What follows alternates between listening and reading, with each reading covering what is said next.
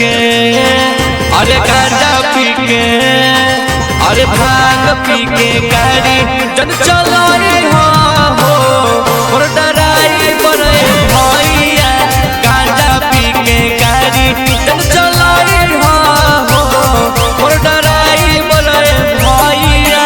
भांग पी के अरे गांजा पी के कवरियन की भीड़ लागल है बोतले दर चापो है गिरसा के ड्राइवर है और हवे धाय धाय चापो और निरसा वाला ड्राइवर है और हवे धाय धाय चापो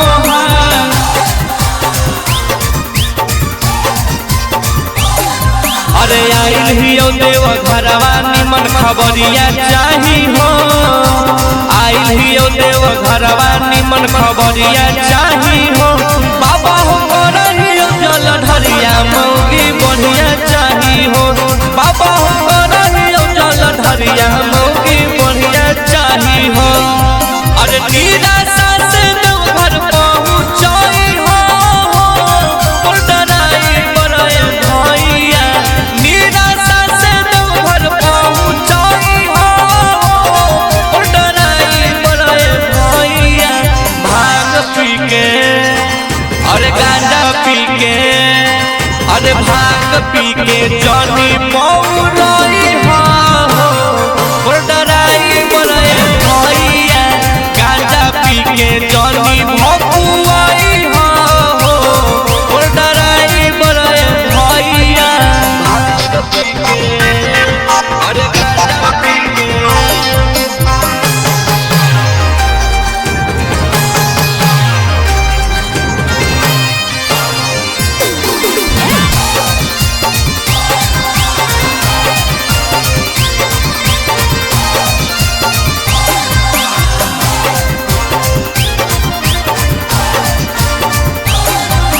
हमर दुल्हवा पूजा पाठ से दूरे भागो हमर दुल्हवा पूजा पाठ से दूरे भागो मैया के जाई छौ ने देव घर सैया अनपढ़ लागो मैया के जाई छौ ने देव घरवा दुल्हा अनपढ़ लागो अरे दाएं बाएं देख के चलाई हो मोर बिरसा वाला भैया गांजा पी के जनी भकुआई हो मोर बिरसा वाला भैया भांग पी के